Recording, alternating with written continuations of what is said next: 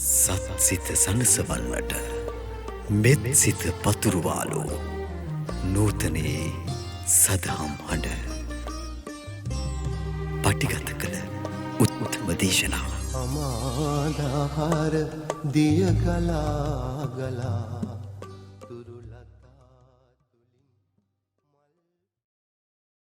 මේක අහන්නේ මේ අනාගාමී පුද්ගලයාගේ තිබෙනා වූ ස්වභාවයත් ඒ වගේම මේ සකෘදාගාමී පුද්ගලයාගේ ස්වභාවයත් ඒ වගේම අනාගාමී තත්ත්වයටපත් වෙන්නේ කොහොමද ආදී වශයෙන් කියන සිද්ධියක්.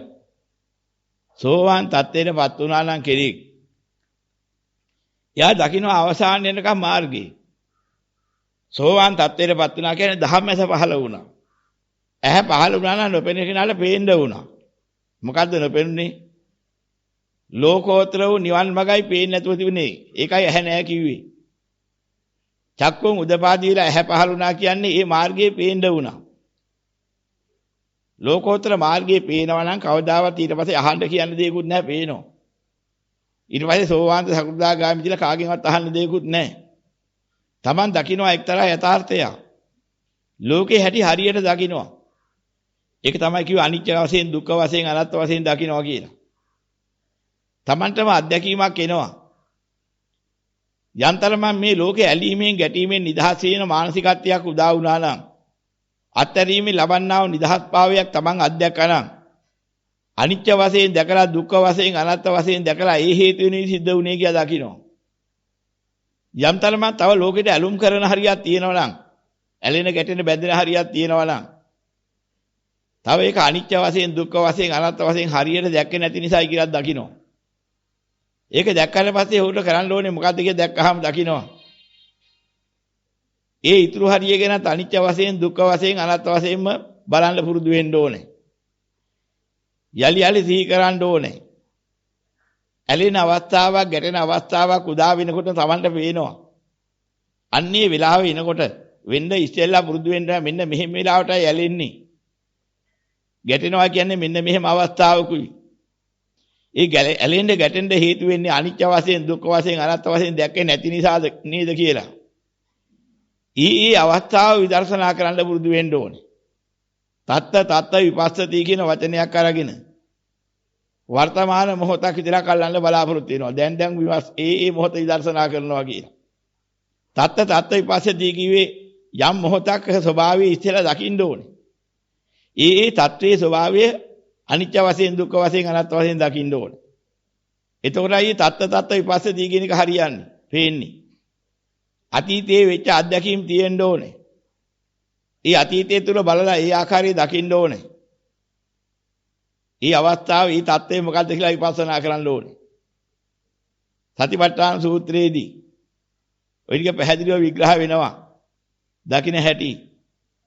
ඇටසැකිල්ලක් දැකලා ඒකේ தත්ත්වය දැන් බලනවා. මේ ඇටසැකිල්ල ඉස්සර තිබුණ සත්‍යය මොකද්ද? මේ මං වායේ කාලයක් තිබුණානේ ඇටසැකිල්ල වෙලා තියෙන මේ කයට. අද ඇටසැකිල්ලක් සෝහනේ තියෙන. මේ ඇටසැකිල්ල ඉස්සෙල්ලා කොහොමද තිබුණේ? මේ මගේ කය වාගේ දැන් මේ පණ තියෙන මම් වායේ කාලයක් තිබුණානේ යාට. ඒ தත්ත්වයට මොකද වුනේ? අන්නේ தත්ත්වයේ ස්වභාවය බලනවා. දුක් දීලා වෙහෙස දීලා ගෙවිලා ගියා. ඒ ගිහිල්ලා හිටන් අද මොකද වෙලා තියෙන්නේ? මොකද හරයක් ඉතුරු කළේ නැහැ. හරයක් ඉතුරු නොකර ගෙවිලා ගිහලා ඇටසැකිල්ලක් වෙලා. අන්න ඒකේ ආදි තත්ත්වේ. දැන් මේකයි අනාගත තත්ත්වේ මොකද්ද? කවදා හරි අන්නේ ඇටසැකිල්ලේ ස්වභාවයට එනවා. මේ පණ මේකේ හිටින්නේ නැහැ මේ විදිහට. මේකේ ගණ්ඩ හරයක් නෑ අන්න අනාගත තත්ත්වේ බලනවා. තත්ත විපස්සති කරන්නේ ඔහොමයි. නමුත් ඒ වචනද වැරදිට අරින වර්තමානයෙන් එහාට යන්න එපා කියලා එකක් හදායන් තියෙනවා. අතීතයේ ගෙවිලා ගියා අනාගතේ ආවේ නැහැ. වර්තමානයේ විදර්ශනා කරන්න කියලා. අතීතයේ ගෙවි ගිය අතීතයේ විදර්ශනා කරන්න බෑ තමයි.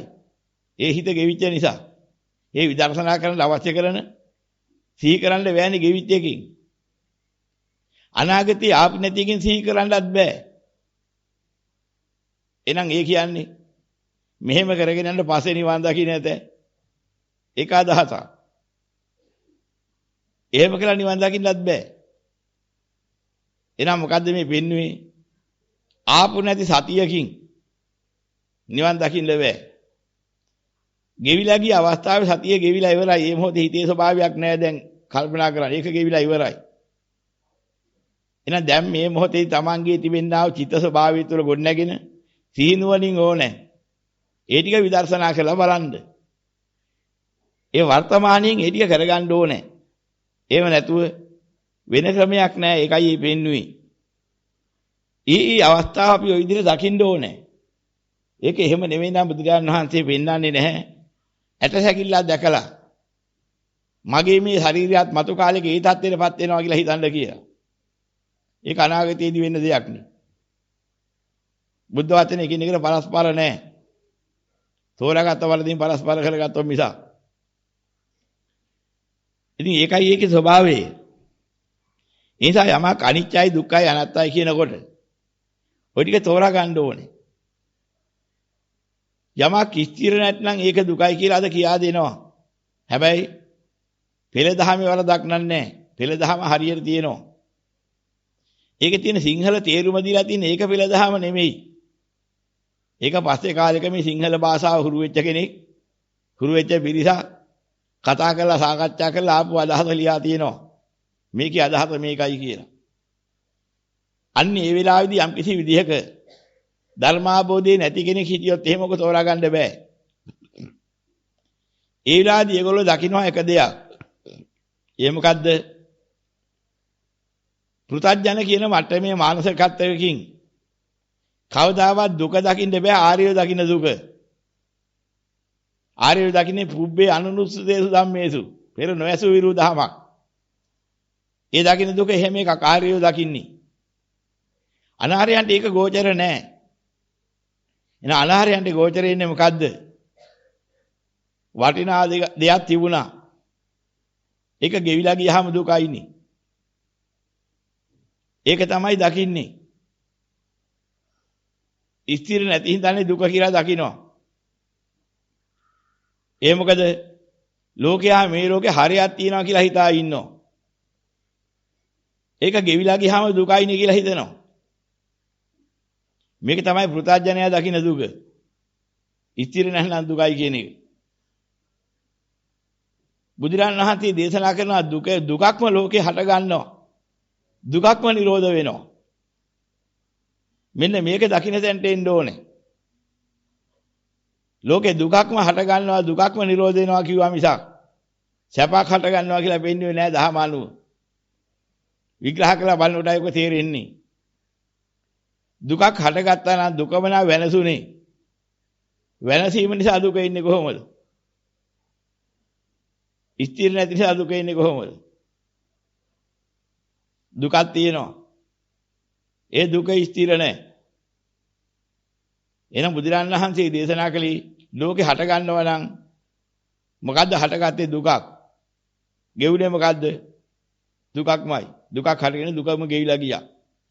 මෙන්න මේක දහම් මැසකින් දකින්නක පුද්ගලයාට මොකද්ද මේ දුක දුකින් නිදහස් වීම කියලා පේන්නේ නැහැ. ඒතකොට දකින්නේ ගෙවෙන දුක නෙමෙයි ගෙවෙන්නේ ඉස්සෙල්ලා දුක. ගෙවිලා ගියාම මොකද්ද වෙන්නේ? දුකක්මයි මේ පහළ වුනේ. ස්ථිර නැති එකක් ස්වභාවයක් තියෙනවා. ස්ථිර නැති හින්දා සාහනිය අල්ලවනවා. මොකද්ද? බැරි වෙලා හරි මේක ස්ථිර වුණා නම් එහෙම මොකද වෙන්නේ? පහළ වෙච්ච දුකක් ස්ථිර වුණා නම් අනාතෙන් අනාතයි. එහෙනම් ඒක ගෙවෙන එකක් නිසාම සැනසෙන්න පුළුවන්. කවද්ද ගෙවිලා ඉවර වෙන්නේ? මේ ගැන කතාවකට කියනවා රාතන් වහන්සේගේ ස්වභාවය. සාමාන්‍ය මිනිසියෙකුගේ උපමාවකින් කියනවා. බෙල්ලේ ඔතව මැරිච්ච ගැරන්ඩි කුණක් අහකට දාන්නේ කවද්ද? අහක් කරන්නේ කොහොමද බලාපොරොත්තු වෙන්නේ? මෙන්න මේ වගේ රාතන් වහන්සේගේ ස්වභාවය මේ කුණු කයි ඉවරෙන්නේ කවද්ද කියන එක. එක්තරා මට්ටමක උපමාවක් මිසක් සම්පූර්ණ එකක් නෙවෙයි ඒක. ගැරන්ටි කුණක් බෙල්ලේ දුරොත් එහෙම ඒ කියන එකකින් අප්‍රියාවෙන් ඉන්නේ පෘථග්ජන පුද්ගලයෙක්. නමුත් එක දෙයක් තියෙනවා. ඒක ප්‍රිය කරන්නේ නැහැ. හොඳයි කියන්නේ. ඉතින් ඔක පෘථග්ජනයේ උපමාවට ඔක දාලා තමාරි තේරුම් කරලා දෙන්න. ලෝකේ ගැන ලෝකේ පිළිකුල් කරනවා නෙමෙයි. ලෝකේ සුභයක් නැහැ. අසුභයි. අසුභයි කියන එකයි CA කියන එකයි දෙක. ලෝකේ සුභයි කියලා ගන්න දෙයක් නැහැ. එහෙනම් මේ කයි සුභයි කියලා ගන්න දෙයක් නැහැ. කය අසුභයි. අසුභ බව හරියට දැක්කට පස්සේ උන්වහන්සේ බලාපොරොත්තු වෙනවා. මේක අවසාන වෙන්නේ කවද්ද? එදාටයි අසුභය ඉවර වෙන්නේ. එහෙනම් උන්වහන්සේ ස්ථිර නැති එක තමයි බලාපොරොත්තු වෙන්නේ. ස්ථිර නැති හින්දාම දන්නවා මේකයි ස්ථිර නැහැ. ඒකින්ද මේ අසුභය ඉවර වෙනවා එදාට. අනාගතයේ දැකලා සැනසෙනවා උන්වහන්සේ. තව ටික දවසකින් ගෙවන්න තියෙන්නේ. අනික් අය මොකද කරන්නේ? ඒ අය දුක් වෙනවා. අනේක අය ස්ථිර නැහැ. එනනේ මට මරණ දුක ඉන්නේ ඒකෙන්නේ. මට මැරෙයි කියලා බය ඉන්නේ ඒකෙන්නේ. අන්නේ වය දුක නැති කරන්නේ ওই ක්‍රමයට මිසක්. ස්ථිර නැති හින්දා දුකයි කියලා හිතා හිටපු කිසි කෙනෙකුට ඕක කරන්න හම්බ වෙන්නේ නැහැ. එන යථාර්ථයේ දැක්ක කෙනා දන්නවා අසුභයි. ලෝකේ සුභ නැහැ. අසුභේ දකින්නවා. අන්න අසුභේ දකින්නේ මොකෙන්ද? අනිත්‍ය බව දකින්නවා. දුක්ඛ අනාත්ම බව දකින්නවා. ඒතර බයිනවා නිගමනයක්. අසුභයේ සුභයි කියලා හිතා ඉන්නේ විපරීත දෘෂ්ටියක් තිබුණේ. අනිත්‍ය නිත්‍යයි කියලා හිතාගෙන දුක සැපයි කියලා හිතාගෙන අනාත්ම අත්තයි කියලා හිතාගෙන අසුභ සුභයි කියලා හිතාගෙන ඉන්න විපරීත දෘෂ්ටියෙන් මේ ලෝක සත්‍යය ගත කරන්නේ. ඒක විපරීතයක්. එන යථාර්ථය මොකද්ද? රාතන් වහන්සේ අවබෝධ කරපු අනිත්‍ය අනිත්‍යයි කියලා දුක්ඛ දුක්ඛයි කියලා අනාත්ම අනාත්තයි කියලා අසුභ අසුභයි කියලා. එහෙනම් සුභයි කියලා හිතා ඉන්නේ අසුභයක්. නිත්‍යයි කියලා හිතා ඉන්නේ අනිත්‍යයක්. සුඛයි කියලා හිතා ඉන්නේ දුක්ඛයක්. අත්තයි කියලා හිතා ඉන්නේ අනාත්මයක්. සුභයි කියලා හිතා ඉන්නේ අසුභයක්. ඔන්න ඕක හරියට සාමුණින් දැක්ක දාලා අරිහත්වේ. දැක මිදුණා. දැකලා අවබෝධ කරගත්තා. එදාට අත්තරින් වැලී මිදී ගියා. ලෝකේ තියෙන චන්දරාගය. අන්න එදාට තමයි අනිත්‍ය දුක්ඛ අනාත්ම අසුභ සාමුණින් වැටහිලා පූර්ණ වෙන්නේ. ඕක තෝරා ගන්න ඕන ඔය ක්‍රමයට. එහෙනම් එතකන් සෝවාන් වෙච්ච කෙනා සකෘදාගාමී වෙන්න සකෘදාගාමී වෙච්ච කෙනා අනාගාමී වෙන්න අනාගාමී වෙච්ච කෙනා අරිහත්ත්වයටපත් වෙන්න. මොකද්ද කරන්න ඕනේ? අනිත්‍ය දුක්ඛ අනාත්ම අසුභ කියන්නේ මොකද්ද කියලා මනහ නුවණින් නිතර දැනගන්න ඕන සිහි කරලා. ඒ තත්ත්වයන්ගේ ස්වභාවය විපස්සනා කරන්න ඕනේ. අනිත්‍ය වෙන හැටි, දුක්ඛ වෙන හැටි, අනාත්ම වෙන හැටි, අසුභ වෙන හැටි බලන්න පුරුදු වෙන්න ඕනේ. අන්න පුරුදු වෙනකොට ඕක දකින්නවා. පස්සේ වැරියා කිව්වොත් එහෙම ඒක හරියන එකක් නෙවෙයි. අන්න ඒක තමයි කිව්වේ. පස්සේ තව ආවේ නැහැ. ආපු නැති ගැන හිතාගෙන විශ්වාස තියන්න එපා. ඒ කාලෙකින් කරගත්ත හරියමද? දැන් ඔයිට වඩා බෑ මේ දැන් ඉතින් මේ අත් බෑ. ඒ තව අදහසක්. අතීතයේ කාල දීලා නම් අග ඇරියා. ඔන්න ඔය දෙක කරන්න එපා කියන එකයි පෙන්වුවේ. ගෙවි ගිය අතීතයේ තුල බලාපොරොත්තු වෙන සතිය වඩන්න බෑ. සතිය ගෙවිලා ගිහිල්ලා හින්දා ඒක නෙමෙයි කරන්න ඕනි. ආපු නැති අනාගතය ගැන බලාපොරොත්තු තියන්න බෑ. ඒ සතිය තව ආවේ නැහැ. එහෙනම් සතිය ක්‍රියාත්මක වෙන්නේ මේ වර්තමාන මොහොතක. අන්නේ සම්මතයේ තුල ක්‍රියාත්මක වෙන මොහොත මුල් කරගෙනම නිතර හිතන්න පුරුදු වෙන්න ඕනේ. දැන් ඉතින් මේ ඊට වඩා කරගන්න බෑ. කිව්වොත් අතීතයේ කරපු හරියෙන් සැනසෙන්න බලනවා. ඔය පස්සේ බැරිය දැන් බෑ. අනාගතේ හිත තියලා සැනසෙන්න බලනවා. මේ ලෝක සත්‍යය වැදගත් දෙයක් දුන්නාම ඕකට දෙන පිළිතුරු ක්‍රම දෙක ඔය එකයි. නමුත් ඔය ක්‍රම දෙකම බුද්ධහමයට ගැලපෙන්නේ නැහැ. ඒ නිසායි කිව්වේ මේ දෙකේ ස්වභාවය අත්හැරලා හිටන් වර්තමානයේ ක්‍රියාත්මක කියලා බලන්න කිව්වේ ඕකයි. එහෙනම් වර්තමානයේදී බලන්නේ අතීතයේ අනිත්‍ය වශයෙන්, දුක්ඛ වශයෙන්, අනාත්ම වශයෙන්, අසුභ වශයෙන් ගෙවිලා ගිය හැටි. දැන් ගෙවෙන හැටි. මතු ලෝකයේදී යමක් හටගත්තා නම් දැන් මේ යමක් ගෙවෙනවද? ඒ ආකාරයෙන් තමයි මතුත් ගෙවිලා යන්නේ කියලා දැනගන්න හැටි. ඕකට බුද්ධාමී ලස්සන විග්‍රහයක් පෙන්නලා තියෙනවා.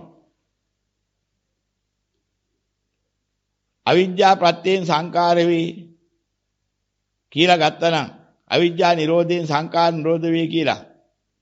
ඔන්න ඔය ටික කවදා හරි තෝරා ගන්න පුළුවන් වුණා නම් එයා දකින්නවා ක්‍රමයක්. අතීතයේ යම් කෙනෙක් මේ දර්ශනය පහළ කළා නම් ওই ක්‍රමයෙන්ම දැනගෙනයි. අතීතයේ දැනගත්තා නම් දැනගන්නේ අවිද්‍යාවපත්තෙන් සංකාර වේ. අවිද්‍යා නිරෝධයෙන් සංකාර නිරෝධ වේ කියන ක්‍රමයමයි. දැන් යම්සේ අවිද්‍යාවපත්තෙන් සංකාර වේ කියලා මම දැනගන්නවද? අවිද්‍යා නිරෝධයෙන් සංකාර නිරෝධය කියලා මෙසේ මම වටහා ගන්නවද? අතීතයේ යමෙක් වටහා ගත්තා නම් ඒත් ওই ක්‍රමෙමයි. දැන් අපි යම්සේ අවිද්‍යාවපත්තෙන් සංකාර වේ අවිද්‍යා නිරෝධයෙන් සංකාර නිරෝධය කියලා දැන් වටහා ගන්නවද? මතු කාලයක යම් කෙනෙක් වටහා ගන්නවා නම් ওই ක්‍රමෙමයි. ඔය දකින්න හැටි. ඉතින් මෙහෙම දකින්න නුවණක් ඇද්ද? ඒ නුවණත් ගන්න දෙයක් නැහැ. ඒ වැටහෙන නුවණේ හොඳයි කියලා ගන්න එකක් නැහැ. ඒකෙත් ඇලෙන්න වටින දෙයක් නැහැ. දහම් දකින්න ප්‍රඥාවෙත් වැළෙන්නේ නැහැ කියන දැනටපත් වුනහම ඒකත් නුවණක්. අතීතයේ නුවණ දෙකයි. අවිද්‍යාවපත්තෙන් සංකාර වුණා. අතීතයේ වුණා නම් දැන් වුණා වාගේ එහෙමයි වෙන්නේ. අවිද්‍යා නිරෝධයෙන් සංකාර නිරෝධ වෙනවා කියලා දකින්න නිවන දෙකයි. දැනුත් එහෙමමයි. අවිද්‍යාවපත්තෙන් සංකාර වෙනවා අවිද්‍යා නිරෝධයෙන් සංකාර නිරෝධ වෙනවා. එතන නුවණ දෙකයි. මතු අනාගතයේ කවදා හරි අවිද්‍යාවපත්තෙන් සංකාර නිරෝධ කළ යුතුයි. අවිද්‍යා නිරෝධයෙන්ම සංකාර නිරෝධ කළ යුතුයි. අවිද්‍යාවපත්තෙන් සංකාර වෙනවා අවිද්‍යා නිරෝධයෙන් සංකාර නිරෝධ වෙනවා වෙන ක්‍රමයක් නැහැ. ඒ ක්‍රම වේදේ එහෙමමයි. එතන නුවණ දෙකයි. 2 4 6යි මෙබඳු වැටහෙන නුවණක් ඇද්ද? මේකේ අල්ලන්න දෙයක්වත් නැහැ. එකත් එක 7යි. මෙන්න මෙහෙම එකින් එක සංකාර පිළිබඳ විඥාන පිළිබඳ නාම රූප පිළිබඳ මේ ආකාරයෙන් බලන්න කියලා පෙන්නනවා. 77ක් ඥාන වේදර්ශනේ තියෙනවා කියලා පෙන්නනවා. මේ ඥාන දකින්න එක ක්‍රමයක්. තවත් ක්‍රමයක් විග්‍රහ වෙනවා. ඔය ක්‍රමයටම මේවයි ජරා මරණ කියන්නේ. ජාති ප්‍රත්‍යයෙන්ුයි ජරා මරණ වෙන්නේ. ජාති නිරෝධයෙන් ජරා මරණ නිරෝධ වෙන්නේ. ඒකේ මාර්ගයේ මේ ආර්ය අෂ්ටාංගික මාර්ගයයි. යම් කෙනෙක් දහමින් ওই ටික තෝරා ගන්න ඕනේ. මේක ක්‍රමයක්. අතීතයේ යම් ආකාරයකින් ජරා මරණ දැකලා, ජරා මරණ සමුදය දැකලා, ජරා මරණ නිරෝධය දැකලා, ජරා මරණ නිරෝධ මාර්ගය දැක්කනම් අද මේ මන් දැක්කා වගේ තමයි දකින්නේ. දැකපුවා නිවන් දැකලා තින්නේ එහෙමයි. මතු අනාගතයේ යම් කෙනෙක් නිවන් දකින්නවා නම් ওই ක්‍රමෙට ජරා මරණ දැකලා ජරා මරණ වලට හේතු ඔය විදිහම දැකලා ජරා මරණ නිරෝධය දැකලා ජරා මරණ නිරෝධ මාර්ගය විදිහට මාර්ගය අෂ්ටාංගික මාර්ගය කියලා දැකලා තමයි මතු අනාගතයේ කවදා හරි ජරා මරණ මුල් කරගෙන අවබෝධයෙන් නිවන් දකින්නේ. මෙන්න මේ දකින්න ක්‍රමය. වර්තමානයේ ස්වභාවයෙන් අතීත අනාගත පනවන්නේ කොහොමයි? දැන් මේ જાතියක් තියෙනවා. පහළ වෙලා. මොකක් නිසාද? මේක භව ප්‍රත්‍යයෙන් හැදිච්ච එකක්. මේ જાතිය නැති වෙන්නේ භව නිරෝධයෙන්. જાති නිරෝධ වෙන්නේ. අන් දකින්න ක්‍රමයක් තියෙනවා. මේ જાතියයි, මේ ಜಾති සමුදයයි, මේ ಜಾති නිරෝධයයි. මේ ಜಾති නිරෝධ කරන්න මේ ආර්ය අෂ්ටාංගික මාර්ගය හැරින් තව මාර්ගයක් නැහැ. ඔය ක්‍රම හතර දැනගත්තාම අතීතයේ යම් කෙනෙක් ಜಾති දැකලා, ಜಾති සමුදය දැකලා, ಜಾති නිරෝධය දැකලා, ಜಾති නිරෝධ මාර්ගය දැකලා නිවන් අවබෝධ කරගන්න නම් මේ ක්‍රමයටයි. මේ දැන් වාගේමයි. මතු අනාගතයේ ಜಾති දැකලා, ಜಾති සමුදය දැකලා, ಜಾති නිරෝධය දැකලා, ಜಾති නිරෝධ මාර්ගය වන ආර්ය අෂ්ටාංගික මාර්ගය දැකලාම ඕන නිවන් දකින්න ඕනේ. ඒ ಜಾතිය මගින් නිවන් දකින්න ක්‍රමයයි. මෙන්න මේ ක්‍රමයට භව, උපාදාන, තණ්හා, වේදනා, ස්පර්ශ, සලආයතන, නාම රූප, විඥාන, ඒ වගේම සංඛාර, අවිද්‍යාව කියන මෙන්න මේ එකින් එකට බලාගෙන ගියහම බුදුරන් වහන්සේ දේශනා කරන මේ හැකියාව ලැබුණොත් යම් කෙනෙකුට ඒකාන්තයෙන් සෝතාපන්නයි. එයින් පල්ලයක් කොහොමවත් නැහැ. ඔය ටික තේරුම් ගත්ත දාට ඒකාන්තයෙන් සෝතාපන්නයි කියලා පෙන්නනවා. දේශනා කරලා තියෙනවා ස්ථිරව.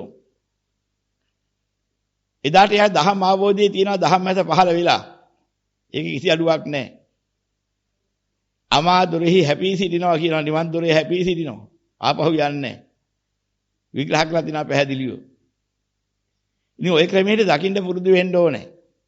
ඒ දැක්කහම තවත් දෙයක් කරන්න දෙයක් නැහැ. සකෘදාගාමි කියන අනාගාමි වෙන්න අනාගාමි කියන අරිහත් වෙන්න ওই ටික ওই විදිහට බලාගෙන ප්‍රගුණ කරගෙන තමා තුළ විමර්ශනය කරන්න පුරුදු වෙන්න ඕනේ.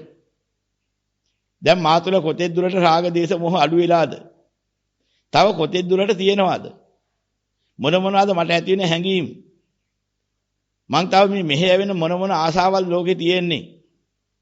මට ගැටීමක් එන්නේ මොනවද දැක්කහමද මොන ප්‍රශ්නේ උඩද? එකින් එකට බලාගත්තාම ඒ ටික තමයි මං තව අවබෝධ නොකරපු හරිය. මෙන්න මේ දහම් න්‍යාය තුලින් මම මේ ටිකත් විමර්ශනය කරලා බලන්න ඕනේ කියලා අප්‍රමාදව කටයුතු කරන්න ඕනේ. එහෙම කරගෙන යනකොට Tamanට තේරෙයි. මට මේ ටික අත්හැර ගන්න බැරුව තිබුණ හරියක් වෙලා තිබුණා. දැන් බලනකොට ඒ ටික ලස්සනට අත්හැරලා ගිහිල්ලානේ. දැන් ඒ જાතිය ඇලීමකට අරමුණ ආවට දැන් ඇලෙන්නේ නැහනේ. එමඳු ගැටීමට හේතු වෙන අනු බැනු නිന്ദා පහස දුක් කරදර ඉස්සර වාගේ ආවට දැන් ගණනක්වත් නැහනේ. අභ්‍යන්තරේ නැගින්න මානසිකත්වයක් නැහැ ගැටීම් වශයෙන්. Tamanටම දැනෙනවා. සම්දිත්‍යයි කිව්වෙත් ඒකයි. ඒක ඒ මොහොතේම දකින්න ප්‍රතිඵලයි.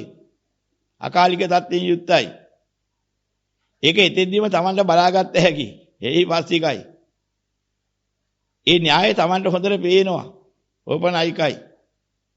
ඒක ඥානවන්තවම ප්‍රත්‍යක්ෂ කරගත්තු දහමක්. Tamanටම වැටහෙනවා ඒක එහෙමමයි කියලා. ওই දහම් ගුණ තේරෙන්න පටන් ගන්නවා. ඉතින් ඒ නිසා ඔක තේරුම් අරගන්න අරිහත්ත්වයට යනකම් මගදී විනිශ්චය කරන්න යන්නේ නැතුව එක එක්කෙනාට කියන්න යන්නේ නැතුව අනිත්‍ය වෙන හැටි දුක් වෙන හැටි අනාත්ම වෙන හැටි අසුභ වෙන හැටි ධර්මානුකූලව බලලා ඒ පරිත්‍යාගෝපාද අංගයන්ට දාලාත් බලන්න පුරුදු වෙන්න. එහෙම කරගෙන යනකොට මේ මාර්ගය වැඩෙනවා. එහෙම තේරුම් අරන් මාර්ගය පූර්ණ කරගන්න මේක ඥානවන්තයින්ට ගෝචරයි. මෙතෙක් දහම් ඇහු සෑම සියලු දෙනාම අප්‍රමාදව මේ දහම් තුලින් ලෝකේ බලාපොරොත්තු වෙන්න එපා. නිවන බලාපොරොත්තු වෙන කටයුතු කළා අප්‍රමාද නිවන් දකින්න අදිෂ්ඨාන කරගන්න සෑම සියලු දෙනාට යහපතක් වේවා.